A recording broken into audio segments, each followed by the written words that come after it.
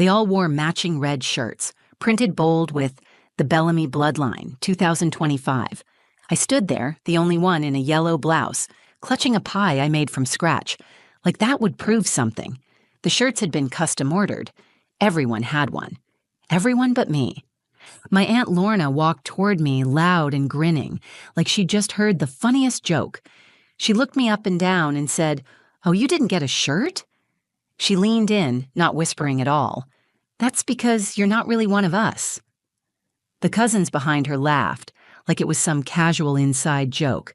A few even turned their backs after that. I smiled. Tight.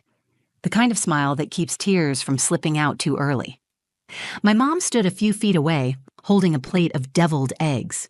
She saw what happened, but didn't say anything, not even a hand on my shoulder. Just looked down and started adjusting the foil. I wondered what she told them about me. I walked past the tables and coolers, past a dozen folding chairs filled with people who used to pass me mashed potatoes at holiday dinners. I found an empty bench at the edge of the lawn, near the pecan trees. It was shady and quiet, and no one followed. I'd only been there 10 minutes, but I already felt the heat, not from the sun, but from the stares, the fake smiles, the way some people greeted me like I was a guest and not family.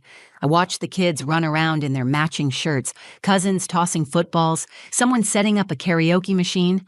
Aunt Lorna was already snapping selfies with her favorite niece, Serena, loud, proud, all Bellamy. That's when a black SUV pulled up. No music, no dust cloud, just smooth and deliberate. The driver stepped out, a man in a navy suit and sunglasses. He looked completely out of place, like he belonged at a courthouse, not a family barbecue. He didn't stop to ask for directions. He didn't glance around uncertainly. He walked straight toward me, like he already knew who I was. "Arya Bellamy?" he asked. "Yes," I said slowly. He opened the leather folder in his hand and said, "I'm Daniel Reeves, estate attorney for the late James Bellamy, my grandfather." By now, heads had turned. Conversations paused. People were watching. Aunt Lorna's laughter had stopped cold. He continued, "We've been trying to reach you. The estate can't be finalized until you sign. You're the sole heir." The entire reunion froze. I could hear the wind picking up. I could hear my heart pounding. Somewhere behind me, someone dropped a plate. I looked around. Every person who had laughed at me 15 minutes ago was now silent, confused, and just a little afraid. The man handed me the folder. Inside were documents, maps, signatures, my name, my grandfather's will. I looked up, met Lorna's eyes, and finally spoke. "I own the land this party is on." The day of the reunion started with a knot in my stomach. I stood in front of the mirror, flattening the collar of my blouse, trying to convince myself I wasn't nervous. The yellow was soft and summery, a color my grandfather used to say brought out the light in my eyes. It wasn't bold like the reds and blues I knew they'd be wearing, but I wanted to look like myself, not like I was begging to fit in. It had been 3 years since I last saw most of them. 3 years since Grandpa James's 70th birthday, when Aunt Lorna made a snide comment about some people only showing up when there's free food. I left early that night and hadn't been back since. Grandpa passed away a year after that. I didn't make it to the funeral.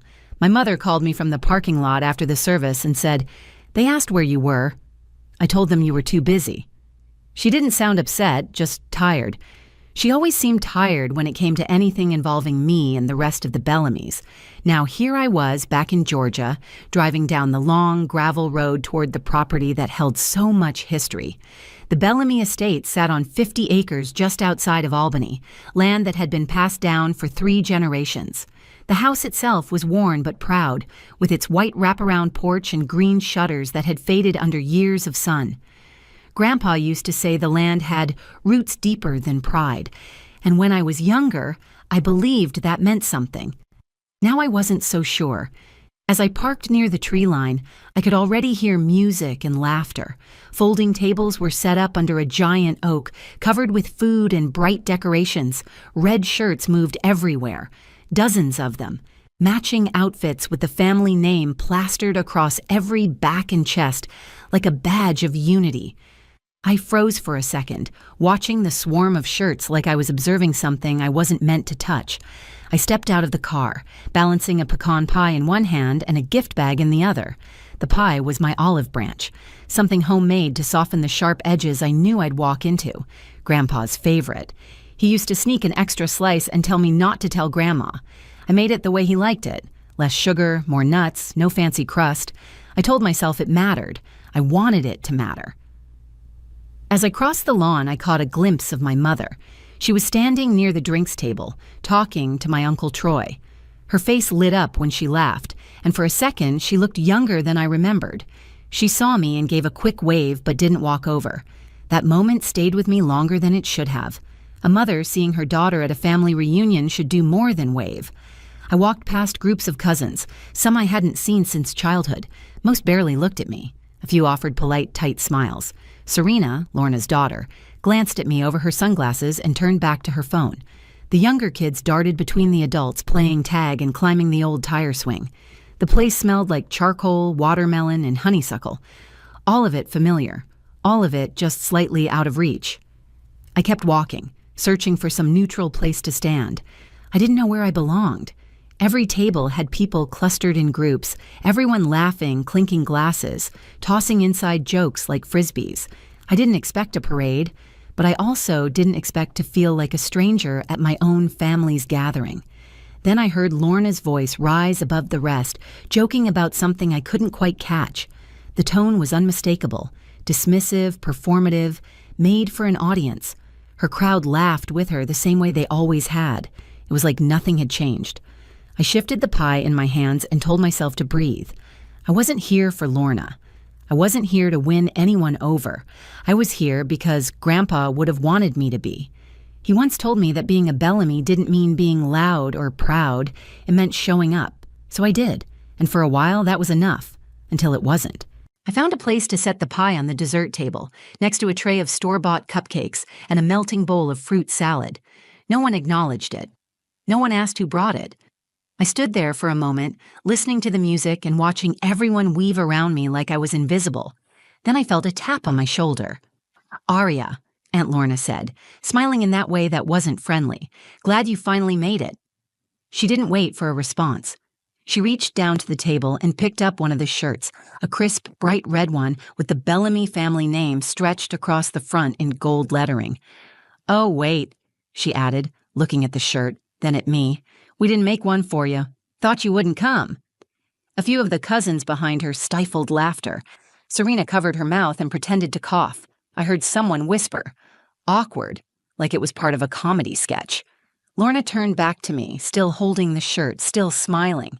"Besides, you're not really one of us, right?" It was a joke. At least that's how she framed it.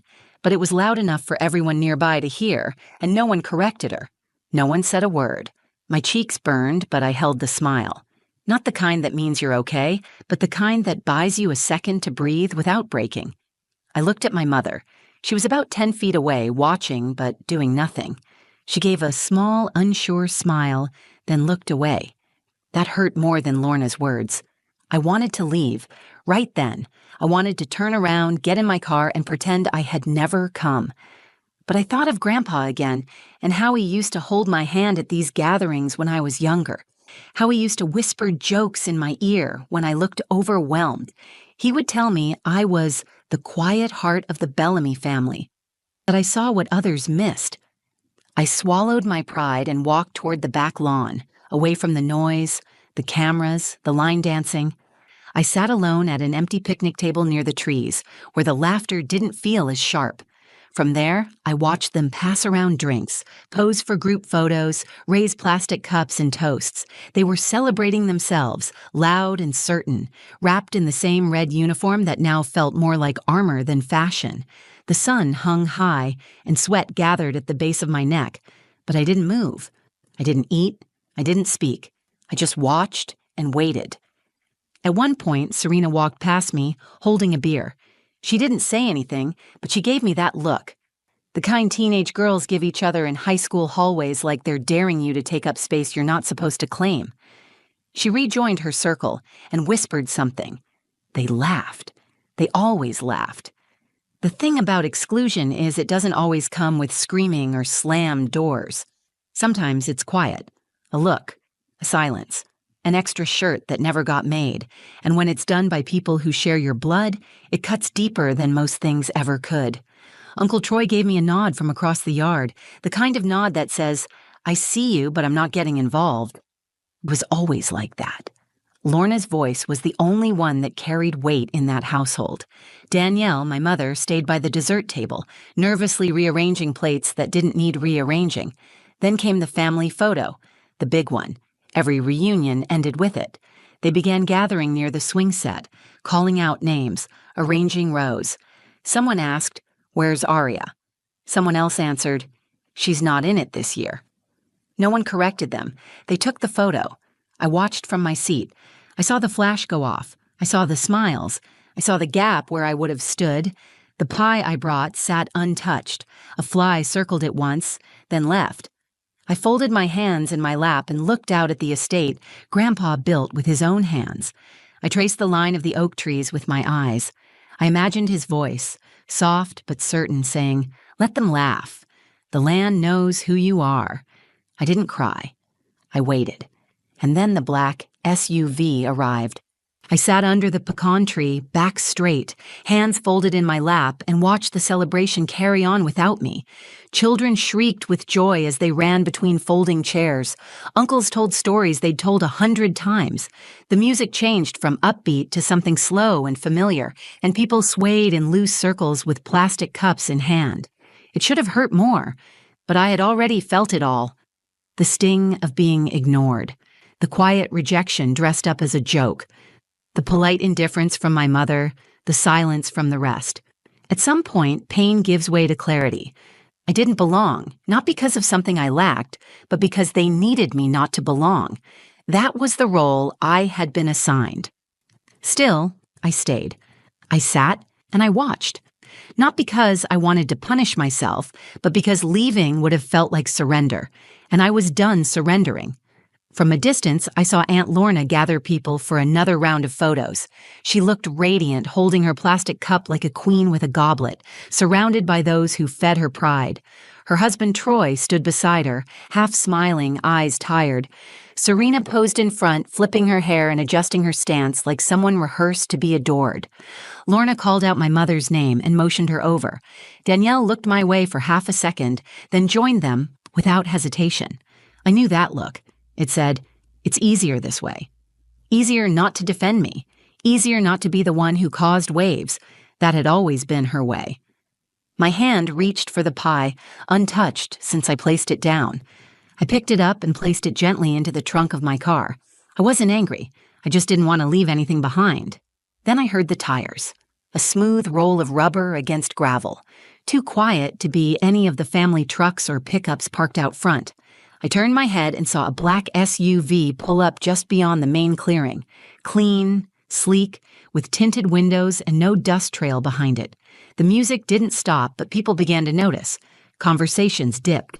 Heads turned. The driver's door opened. A man stepped out in a navy blue suit, crisp and unwrinkled despite the heat. He wore sunglasses and his stride was purposeful, like he was heading toward a courtroom instead of a picnic. The crowd parted slightly as he walked through. Not speaking, not asking questions. It was like they all felt the shift in air before he said a single word. He didn't glance around searching for someone. He moved like he already knew exactly who he was looking for. He stopped in front of me and removed his sunglasses. "Miss Aria Bellamy?" he asked. "Yes," I answered, rising from the bench. He reached into the leather folder under his arm and opened it. "My name is Daniel Reeves. I'm the estate attorney for the late James Bellamy."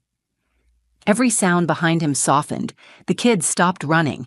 Even the music from the Bluetooth speaker seemed to drift into the background. He continued, his voice professional but not cold. "We've been trying to reach you regarding the final details of your grandfather's estate. The property and all assets associated with it were left solely in your name. You are the primary and only heir." He held out the folder. Inside were documents I had never seen but instantly understood. Maps, deeds, letters with my name typed cleanly at the top. Grandpa James's signature, written with a pen I remember seeing him use on the porch. It was all real. Behind him, the silence was total. Aunt Lorna's face had dropped from confident to confused. Uncle Troy put his hands in his pockets. Serena stared openly, her mouth slightly open. My mother took a step forward and stopped. I didn't say anything yet. I looked at the papers again. Then I turned slightly to the crowd and felt their eyes, not with fear or anger, but with the heavy weight of sudden, irreversible recognition. I looked up at Daniel Reeves and nodded. "Thank you," I said. "I'll review everything." He gave me a small, respectful smile. "If you have any questions, feel free to reach out. Everything is in order. This land, the house, all of it, belongs to you now." As he walked back toward his car, I stood taller. The air felt lighter. I hadn't raised my voice. I hadn't made a scene. But the ground had shifted. They all knew it. I held the folder in both hands. The pages inside carried the weight of every year I spent sitting at the edge of this family, watching them pull closer to each other while pushing me away.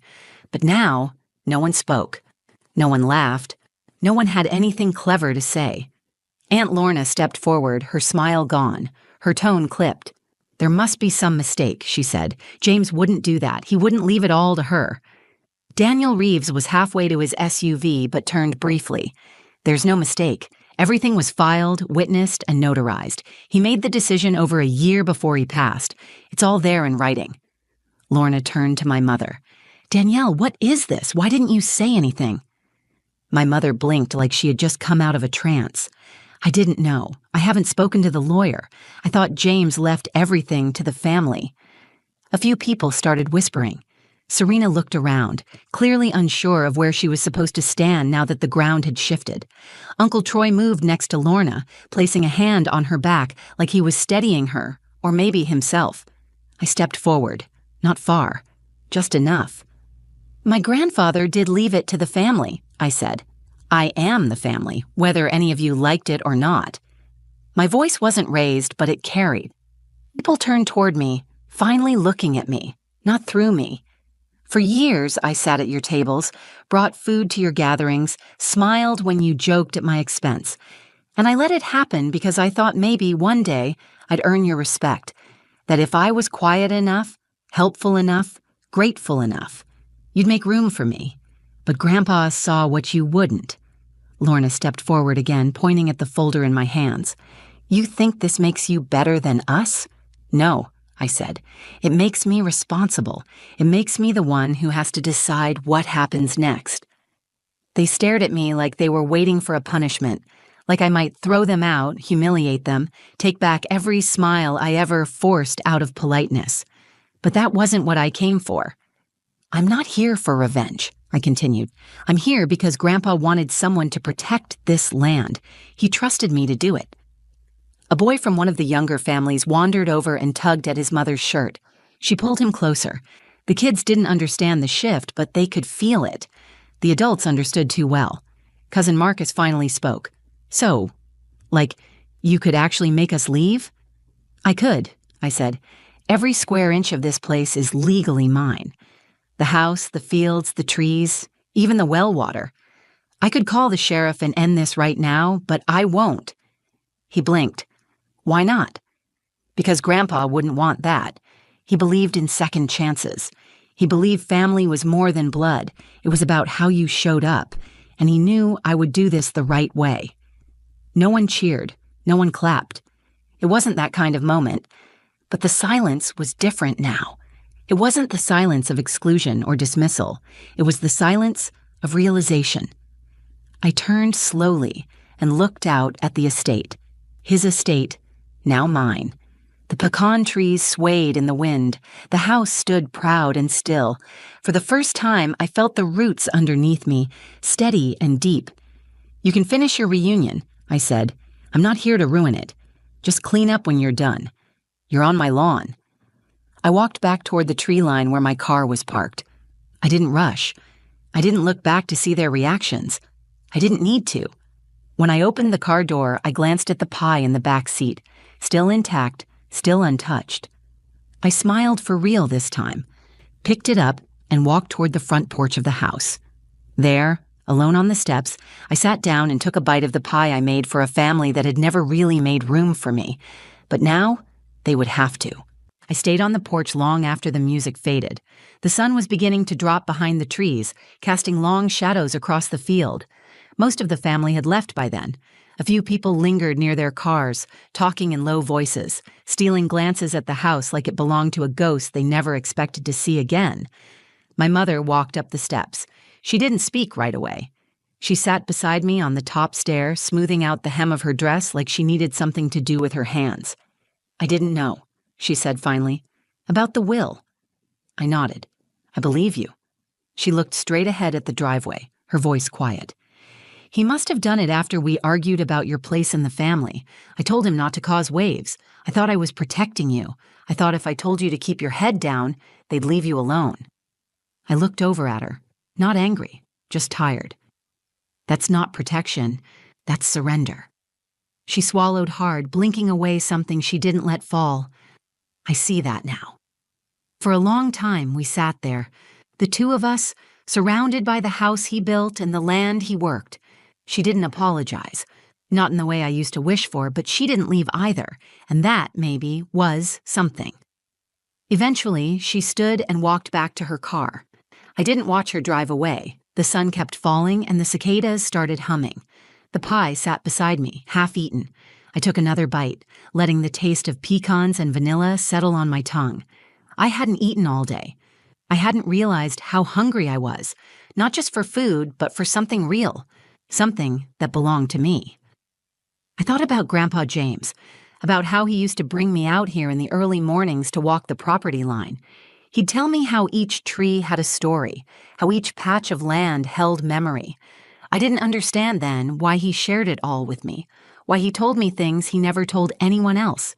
Now I did. He saw what they refused to see. He saw worth where others only saw difference. He didn't need me to prove myself. He knew who I was, even when I didn't, and that was the lesson. Belonging isn't about being accepted by the loudest voices in the room. It's not about matching shirts or shared last names. It's about knowing your value, even when others try to shrink it. It's about standing still when the ground moves under you and saying, without apology, "I am enough." They laughed at me. They excluded me. They pointed and whispered and wrote me off, but they didn't break me. I didn't fight them. I didn't argue or shout. I didn't throw them out. I stood still, and the truth found its way to me.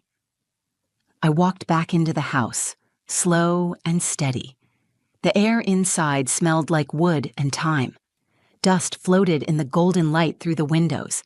Everything was still where he left it, his hat on the hook, his boots by the door, the picture of me as a child on the mantel, the one where I was missing my front teeth and smiling like I didn't know yet that the world could be cruel. I placed the folder on the kitchen table. It looked right there, beside the old salt shaker and a stack of unopened mail. Then I walked outside again and stood on the porch. The land stretched out before me, quiet and proud. I took a breath and felt the weight of every step that brought me here. Not just today, but every day I spent waiting for someone to choose me. I didn't need to be chosen. I had already arrived. Thank you for watching. If this story spoke to you, if you've ever been underestimated, left out, or made to feel like you didn't belong, know this. Your value isn't determined by who acknowledges it. It's yours. It always has been. And if you felt something real while listening, I hope you'll take a second to support this channel. Like the video, share it with someone who needs to hear it, and leave a comment. I read them all, and your stories, your strength, your truth, they matter here. Subscribe for more powerful, real-life stories that remind us we're never as alone as we think.